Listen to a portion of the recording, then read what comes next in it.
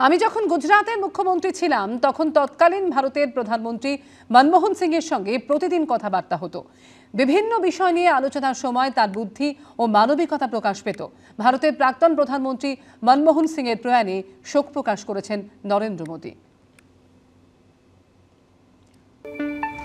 প্রয়াত ভারতের আর্থিক সংস্কারের জনক মনমোহন সিং 92 বছর বয়সে প্রয়াত দেশের প্রাক্তন প্রধানমন্ত্রী।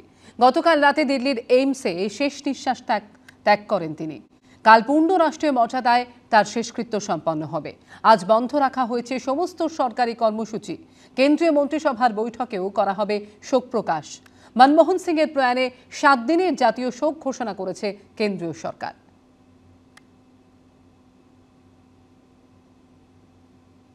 প্রাক্তন প্রধানমন্ত্রীর প্রয়াণে দেশ জুড়ে শোকের ছায়া।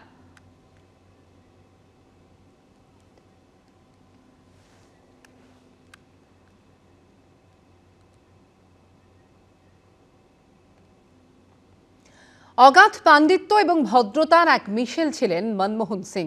প্রতিপক্ষের শত ব্যক্তিগত আক্রমণেও যাকে কখনো গলা চড়াতে দেখা যায়নি। আক্রমণে বিদ্ধ হলেও সীমা ছাড়াননি। বরাবরই একটা কথা বলতেন, বিরোধীরা আমাকে যেভাবে মূল্যায়ন করছে ভবিষ্যতে সেজন্য তাদেরই ভুল স্বীকার করতে হবে। তার প্রয়াণের পর সেই কথা কানে বাজছে সবার। প্রাক্তন প্রধানমন্ত্রী নরসিমহা রাওয়ের প্রয়াণের পর প্রণব মুখোপাধ্যায়কে প্রশ্ন করা হয়েছিল, রাওয়ের সবচেয়ে বড় কৃতিত্ব কি বলে আপনার মনে হয়? প্রয়াত প্রাক্তন রাষ্ট্রপতি বলেছিলেন, মনমোহন সিংকে আবিষ্কার, ভদ্র, মার্জিত, শান্ত, মিতভাষী। মনমোহন সিং নামটা শুনলে অবধারিতভাবে এই শব্দগুলোই যে কারো মাথায় ঘুরঘুর করবে। অবাক করার মতো বিষয় হলো, রাজনীতিতে নেমেও এই স্বভাব এক চুল বদলায়নি। যে রাজনীতিতে গলা চড়ানোর প্রতিযোগিতা চলে, সেখানে এই গুণগুলির জন্য বরাবর স্বতন্ত্র ছিলেন নীল পাগড়ি পরা এই শিখ প্রৌঢ়। আক্রমণ এসেছে, কটাক্ষ এসেছে, রক্তাক্ত হয়েছেন, কিন্তু পাল্টাননি। 2014 সালের লোকসভা ভোটের আগে নরেন্দ্র মোদী বারবার বলতেন, একটা ল্যাংড়া খোঁড়া সরকার চলছে, যে সরকারের প্রধানমন্ত্রী মৌনী। সরকারটা চলছে রিমোট কন্ট্রোলে। মনমোহন সিং একটা কথা মনে করাতেই পারতেন। 2002 সালে গুজরাট হিংসার পর নরেন্দ্র মোদীকে মার্কিন সফরে ভিসা দিতে অস্বীকার করায় হোয়াইট হাউসে কড়া চিঠি পাঠিয়েছিল তাঁরই বিদেশ মন্ত্রক। কিন্তু মনমোহন সিং একবারও এ কথার উল্লেখ কখনো করেননি, কারণ তিনি সত্যি চুপচাপ কাজ করে যাওয়ায় বিশ্বাসী ছিলেন। 2014 সালে ডলারের তুলনায় টাকার দাম যখন নিম্নমুখী, তখন লোকসভা ভোটের প্রচারে নরেন্দ্র মোদী কটাক্ষের সুরে বলেছিলেন, ইউপিএ সরকার আর টাকার দাম প্রতিযোগিতায় নেমেছে, কে বেশি সমস্যা তৈরি করবে। তিনি খোঁচা দিয়ে প্রশ্ন তুলেছিলেন, টাকার দামে কার বয়সের প্রতিফলন দেখা যাচ্ছে, প্রধানমন্ত্রী মনমোহন সিং না অর্থমন্ত্রী পি চিদম্বরমের? এখন মনমোহন সিং এর প্রয়াণের পর অনেকে মনে করিয়ে দিচ্ছেন, এখন ডলারের নিরিখে টাকার দাম নরেন্দ্র মোদীর বয়সকে পিছনে ফেলে দিয়েছে। বর্তমানে ডলারের নিরিখে টাকার দাম পৌঁছেছে 85-তে, আর নরেন্দ্র মোদীর বয়স এখন 75। 2004 সালের 22শে মে থেকে 2014 সালের 26শে মে পর্যন্ত ভারতের প্রধানমন্ত্রী পদে ছিলেন মনমোহন সিং। পরিসংখ্যান বলছে, বম্বে স্টক এক্সচেঞ্জের সূচক বৃদ্ধি পেয়েছিল প্রায় 400%। এই তালিকায় নরেন্দ্র মোদী রয়েছে মনমোহন সিং এর পিছনে। মোদীর 10 বছরের শাসনে সেন্সেক্স সূচক প্রায় 203% বৃদ্ধি পেয়েছে। রাজনৈতিক জীবনে মিস্টার ক্লিন হিসাবে পরিচিত মনমোহন সিংকে ব্যক্তিগত স্তরে সবচেয়ে তীব্র আক্রমণ করেছিলেন নরেন্দ্র মোদী।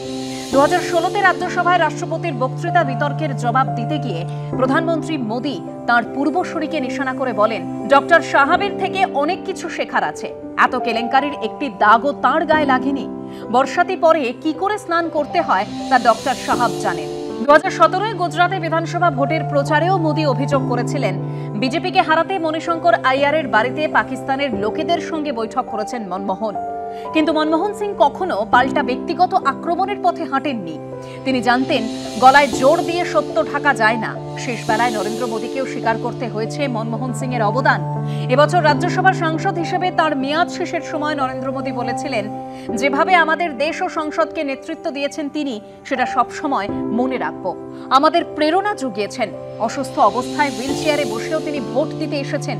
ট্রেজারি বেঞ্চই জিতবে সেটা জেনেও ভোট দিয়েছেন। সাংসদ হিসেবে তার এই কর্তব্যপরায়ণতা একটি উদাহরণ হয়ে থাকবে। শুক্রবার মনমোহন সিং এর প্রয়াণের পর নরেন্দ্র মোদী সোশ্যাল মিডিয়ায় লেখেন, যখন ডক্টর মনমোহন সিং প্রধানমন্ত্রী আর আমি গুজরাটের মুখ্যমন্ত্রী, তখন আমরা নিয়মিত কথা বলতাম। সরকার চালানো নিয়ে বহু আলোচনা হতো।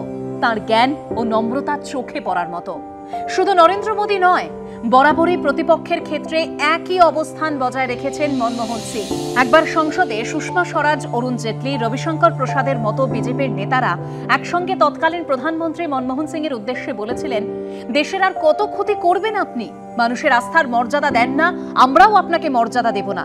সুষমা স্বরাজ তো কবিতার লাইন ধার করে বলেন, আপনি নিজেই নিশ্চয়ই আপনার কিছু কৃতকর্ম ভুলে যেতে চাইবেন, আমরাও আপনার অনেক কাজ মনে রাখতে চাই না। সেদিন মনমোহন সিং পুরোটা সংসদে বসে শুনেছিলেন। একবারের জন্য পাল্টা গলা চড়াননি, বরং তার ঠোঁটের কোণে ছিল সেই হালকা হাসি। পরে সাংবাদিকদের সঙ্গে আলাপচারিতায় তিনি বলেছিলেন, আমি বিশ্বাস করি আজ বিরোধীরা আমাকে যেভাবে মূল্যায়ন করছে, ভবিষ্যতে সেজন্য তাদেরই ভুল স্বীকার করতে হবে। বৃহস্পতিবার তিনি চলে যাওয়ার পর গোটা দেশের মানুষের চোখে যখন জল, তখন তার এই কথাগুলো কানে বাজছে সবার। এবিপি আনন্দ।